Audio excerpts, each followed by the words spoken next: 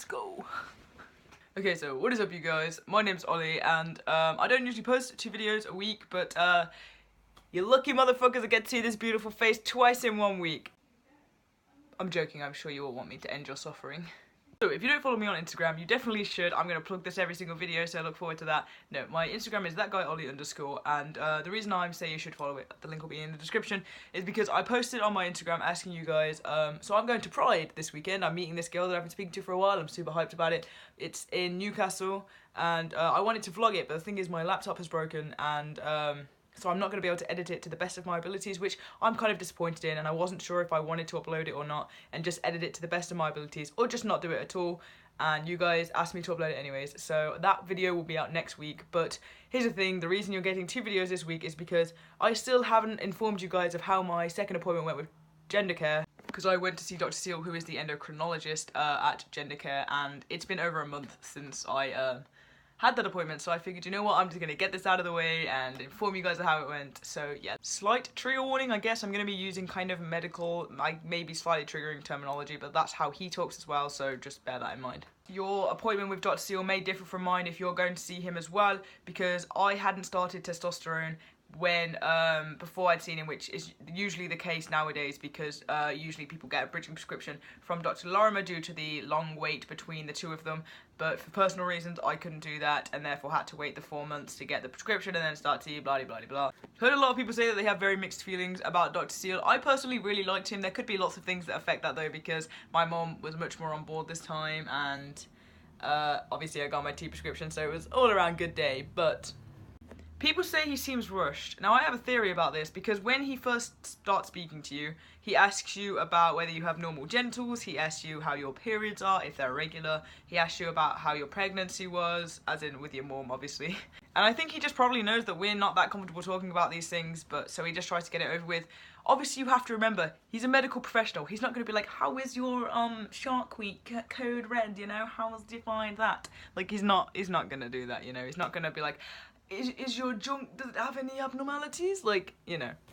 So he asked me about all of those things. He asked me about any relationships I'd had. Have I had any like significant relationships? Basically just making me realise how alone I am.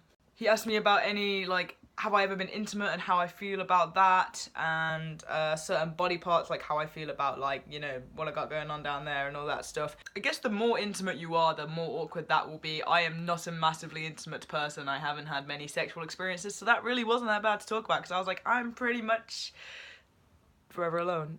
He asked me, like, kind of the genetics in my family, how, like, hair loss, does it run in my family, stuff like that.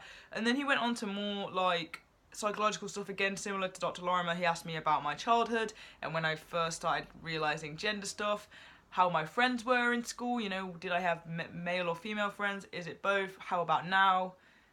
You don't really fuck with me way back then, but how about now? Oh my god, I hate myself. Anyways, yeah, he asked me about my friendship group now, are any of them LGBT, stuff like that. He also asked me about my coming out, how I came out as gay, and then how I came out as trans, and all the different things with that, and how each person reacted. He went into more detail about kind of the pros and cons of testosterone, which I already pretty much knew everything he was telling me, but it was nice to hear from a, you know, professional. Explained that my periods should stop after 2 cycles, which I am fucking pumped about. I can't wait to never have to get one of those things ever again. Oh, for those of you that don't know, I don't know how you would know, but I started T yesterday. I'm filming this on Tuesday, so this is my 2nd day on T. How exciting. He briefly asked me about, like, what surgeries I wanted and talked to me about them a little bit, talks about how to properly examine my breasts, because obviously trans men tend to avoid those things, even though we are just as much at risk as anyone else, because I don't want to fuck with that. Yeah, he then went on to, he measured my weight, my height, and my blood pressure. He didn't actually tell me anything really about that, so I assume that, it was all fine.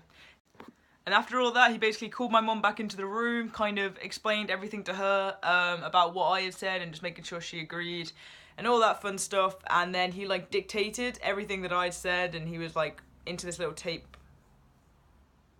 recorder. I almost said tape measure. I left with my prescription for testosterone, and well, the rest is history. You were pretty much caught up from there.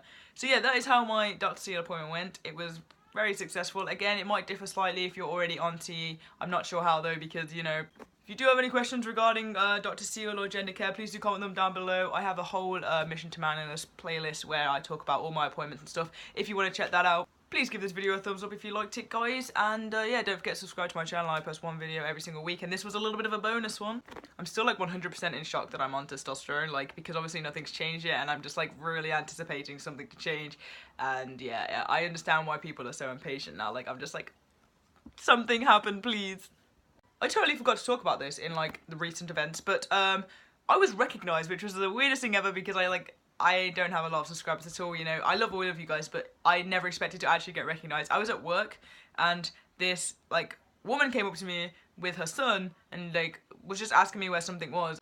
And this kid was like staring at me, and I was like, you okay? And he was like, oh my god, it's you. And I was like, like, I don't know what to do in those situations. I was like, it's me, yes, I don't know. And he was like, you make YouTube videos, I really like them, I'm trans too. And I was like, oh my god, has this actually just happened? It was so surreal and really cool and just cute. And so shout out to you guys if you actually are watching this video right now. I didn't actually say anything about it because I completely forgot and so much has been going on. But it was really cool and surreal to actually like see someone that watches my videos.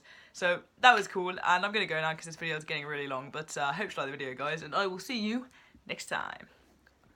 This channel about to get super gay when I go to Pride. I need to stop doing just